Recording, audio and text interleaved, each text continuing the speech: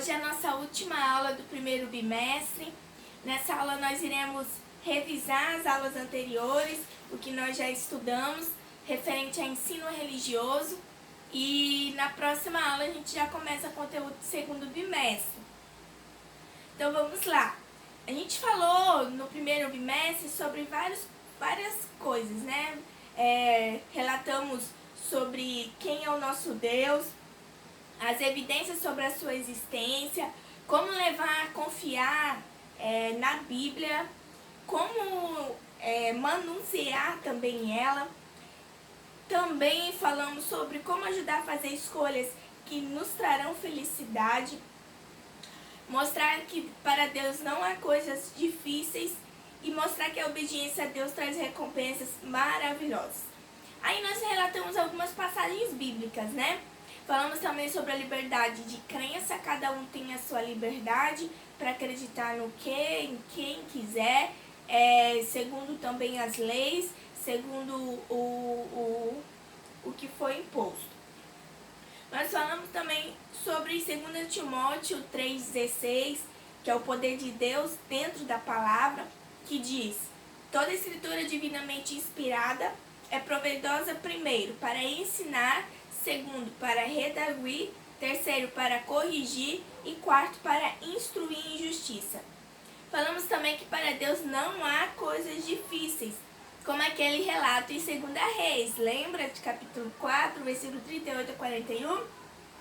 Quando eles iam preparar um belo de uma sopa, né, de verduras, de legumes, e um deles grita: a morte na panela, não como, não se alimente disso.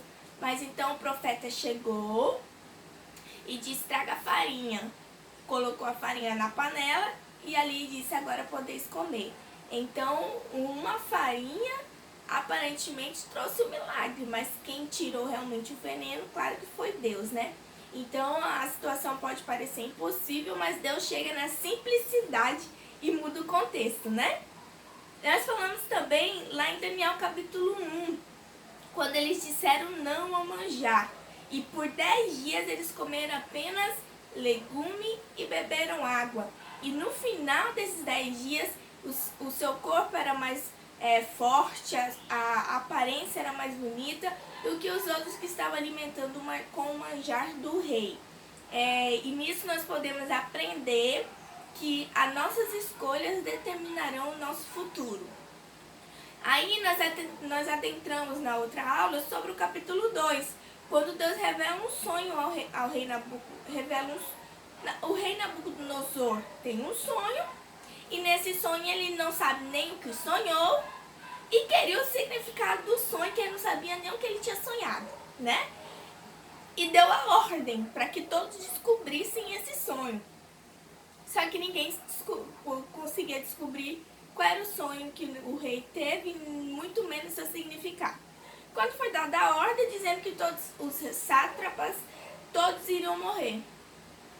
Todos aqueles que faziam parte ali, junto com o rei, ajudando na interpretação, e entre outros fatores.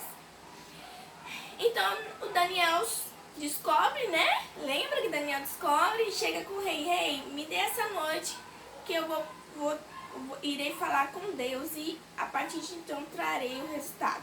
No outro dia Daniel chega, conta para o rei qual foi o sonho que o rei teve e o seu significado. A cabeça, que tinha um formato era feita com ouro, representava a Babilônia. O peito, que era produzido por prata, era o Império Medo-Persa.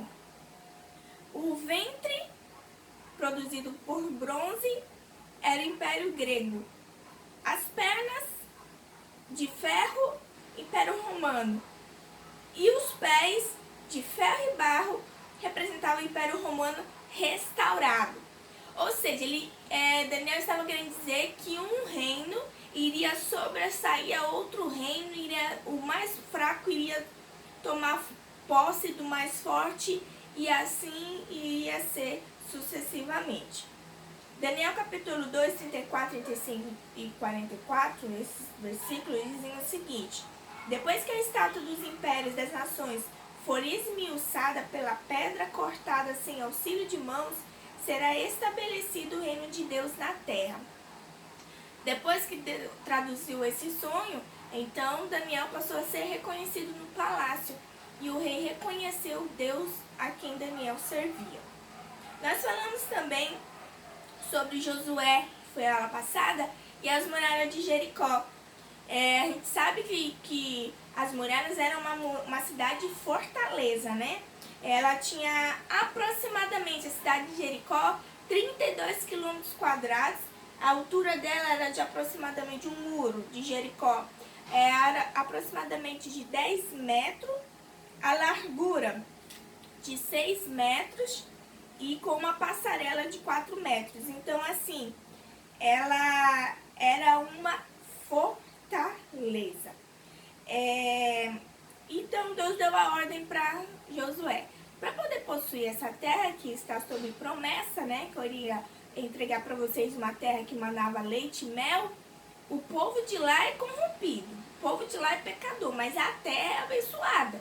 Então, vocês irão rodear essas muralhas por 7 dias. E durante 6 dias vocês irão rodear uma única vez em silêncio. Mas no 7º dia vocês irão rodear essa cidade por 7 vezes. E na 7ª irão tocar as trombetas, as buzinas e as muralhas irão cair de alto a baixo. E assim foi.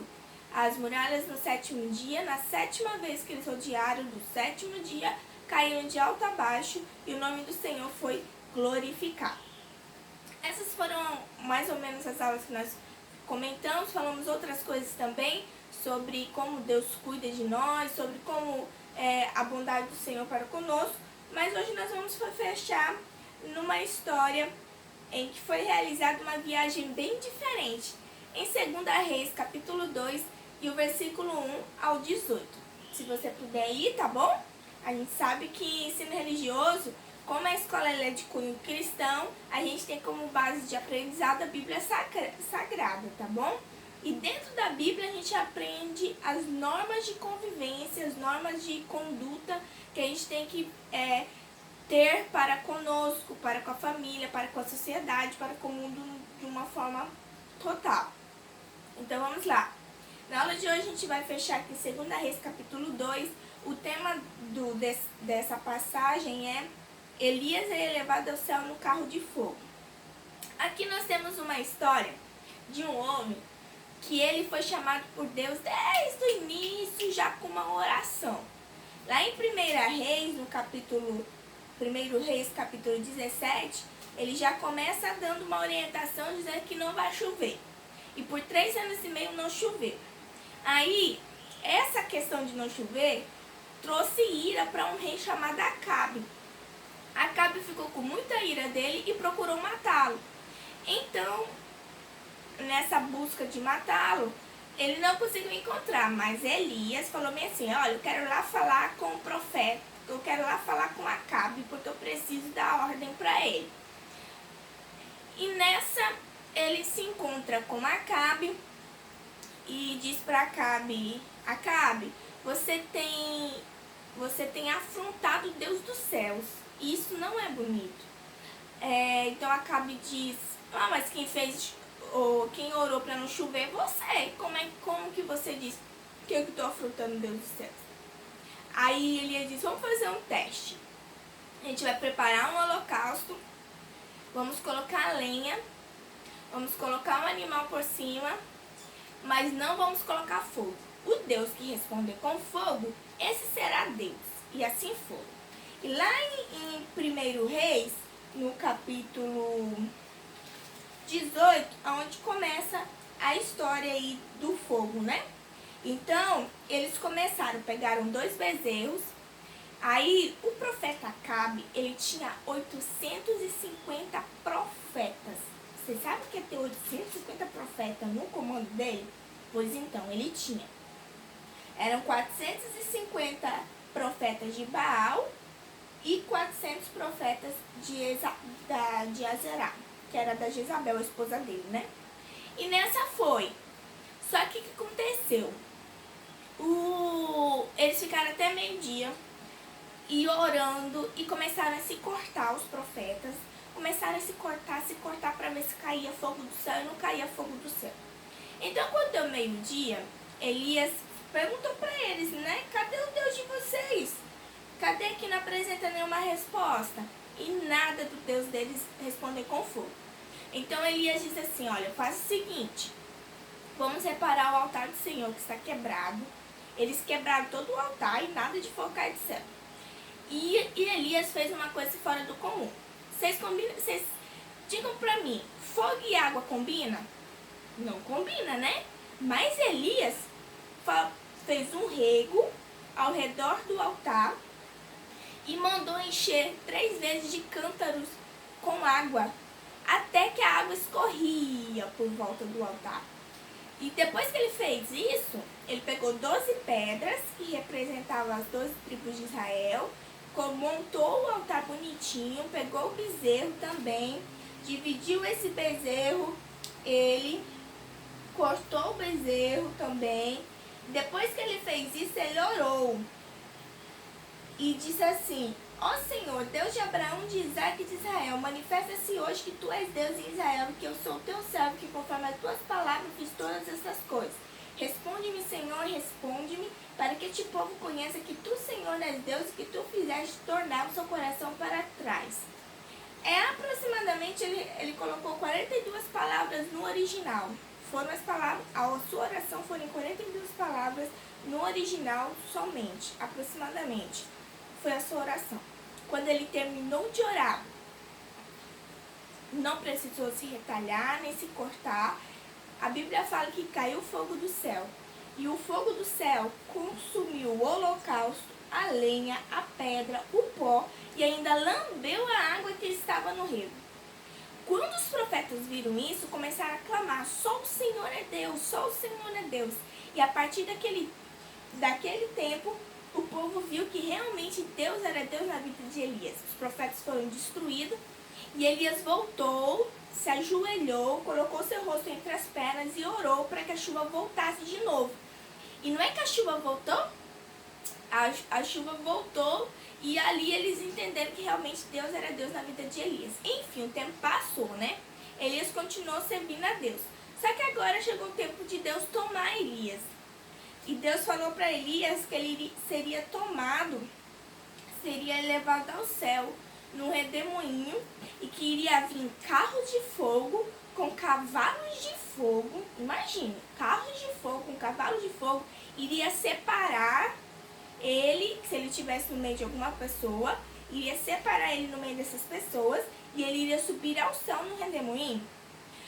Só que ele arrumou discípulos para seguir ele e um deles era Eliseu. Eliseu grudou em Elias e não queria soltar mais Elias. E quando ele soube que Elias iria subir ao céu, ele ficou desesperado. Ele disse, não, preciso ter a porção dobrada do Espírito que está na vida de Elias. Eu preciso disso para mim. Então, Elias falou para ele bem assim, olha, Eliseu, eu vou para a cidade de Gilgal. Você tem que ficar aqui, porque o Senhor me enviou Não, primeiro ele estava na cidade de Gilgal. Agora o Senhor vai me enviar à cidade de Betel. Eu preciso ir lá, você tem que ficar aqui. Aí então Eliseu cismou. Eliseu disse assim, olha, vive o Senhor, e vive também a tua alma, que eu não vou te deixar ir. E grudou em Elias. E foram até Betel. Tá, chegaram em Betel, fizeram lá o que tinha que fazer, né? Que Deus pediu pra fazer. Então, ele de novo. Olha, Eliseu, fica aqui, porque eu vou pra cidade de Jericó. Você não pode ir comigo. Aí Eliseu, vive o Senhor e vive a tua alma, que aonde você for, eu vou contigo também. Então apareciam os profetas que estavam, os filhos dos profetas que estavam seguindo eles também, né? E começaram a atormentar Eliseu. Eliseu, tu sabe que o Senhor vai tomar o teu profeta junto de ti, né? Pertinho de ti, tu sabe, né? Que o Senhor vai tomar Elias na tua vista. Você vai ver Elias indo embora, tu sabe disso, né? Isso era uma tormenta, porque Eliseu aprendeu a amar Elias por por ele ser realmente um homem de Deus. Então Eliseu falou bem assim, cara, tia, eu sei muito bem, eu sei que Deus vai tomar Elias da minha frente, mas calai-vos. E eles atormentavam ele, pensa, mas atormentava Eliseu demais. Então o tempo passa, aí Elias fala de novo, olha, fica-te aqui, que eu vou até o Jordão. Eliseu, você não pode ir. Eliseu disse, vive o Senhor, vive a tua alma, que eu vou contigo até o Jordão. E não é que ele foi até o Jordão? Então, quando chegou no Jordão, e isso os profetas falando na cabeça do Eliseu, olha, Eliseu, Deus vai tomar Elias na tua frente aí, Deus vai tomar Elias na tua frente aí. E Eliseu com certeza estava aflito por dentro, porque ele estava pensando, nossa, agora vai tomar o meu profeta de mim, como que vai ser da minha vida, né? Então, quando eles chegaram no Jordão, Elias pegou a sua capa, dobrou ela e ele tocou nas águas. Quando ele tocou nas águas, elas se dividiram em duas partes e eles conseguiram passar a seco. Então, Elias viu que Eliseu não largava ele e perguntou para Eliseu, Eliseu, pede-me o que você quer que eu faça antes que eu seja tomado de ti. Para você ver a persistência. Quando a gente persiste, quando a gente insiste, Deus, ele ouve a gente. As coisas começam a estar certas. Por exemplo, no estudo, quando uma coisa não entra na tua cabeça, respira um pouquinho, descansa e depois volta de novo, porque a persistência vai te levar sim à solução e ao que você deseja no seu coração. Então, Eliseu aproveitou a oportunidade, né? Porque ele acompanhou ele em Betel, no Jericó, no Jordão, não largou ele de jeito nenhum. Então ele diz, ó, tá bom. Eu peço-te, Elias, que haja porção dobrada do teu espírito sobre mim. Quando ele falou isso, aí Elias falou para ele bem assim, você pediu uma coisa difícil, uma coisa dura. Mas se você me ver sendo tomado de ti, se você me ver sumir, assim vai acontecer como você me pediu. Agora, se você não me ver sumir, então não se fará isso. Se Eliseu já acompanhou Elias por todo esse caminho, você acha que ele não vai acompanhar ele até ele sumir, né? Ainda mais o profeta falando na cabeça dele, ah, teu profeta vai sair, teu profeta vai sumir na tua frente. Enfim, e sucedeu que eles estavam andando e Elias já sabia que ia ser o seu último instante e um carro de fogo apareceu com um cavalo de fogo e separou os dois. Separou Elias de Eliseu. E quando separou eles, Elias subiu ao céu num redemoinho. Aí eu faço a pergunta, Eliseu viu Elias subir? Viu? Então o que ficou para Elias? O que ficou para Eliseu? Isso mesmo, a capa. A capa ficou e quem correu para pegar a capa? Eliseu. Eliseu pegou a capa e se lembrou da promessa, que a porção dobrada viria sobre ele. Então ele fez o seguinte, vou fazer o teste. Ele foi até o rio Jordão, igual fez Eliseu, pegou a capa e feriu a água, tocou nela. Quando tocou nela, a água se dividiu. E quando a água se dividiu, Eliseu passou por ela enxuto. E então ele entendeu que a porção dobrada do espírito de Elias estava sobre Eliseu. E a lição que eu deixo para você hoje é: não desista dos propósitos do teu coração. Deus, ele na simplicidade, ele opera. Não importa qual o problema nem dificuldade, ele é fiel para fazer o impossível acontecer. Aqui nós aprendemos uma lição de persistência. Não desista se hoje está difícil. Amanhã pode se tornar muito melhor porque você já aprendeu 1% a mais do que hoje você não tinha aprendido. Que possamos guardar essa palavra no nosso coração. Agora eu vou deixar uma atividade para você aí na plataforma. Realize e até a próxima aula, se Deus quiser. Tchau, tchau!